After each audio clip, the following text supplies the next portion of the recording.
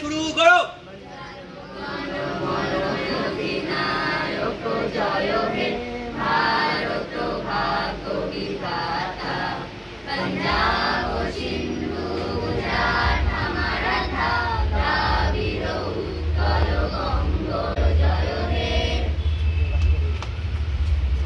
উনিশশো 1947 সালের 15 আগস্ট লাল কেল্লায় প্রথম স্বাধীন ভারতের জাতীয় পতাকা কে উত্তোলন করেছিলেন?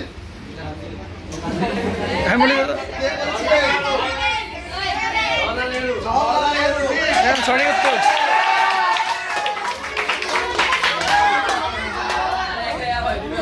আচ্ছা, এদিকে দিকে একটু বাচ্চাদের জন্য কি পাওয়া যায়? স্বাধীনতার পর প্রায় 560টি দেশীয় রাজ্যকে ভারতভুক্ত করার জন্য কাকে ভারতের লৌহমানব বলা হয়? সর্দার বল্লভভাই প্যাটেল।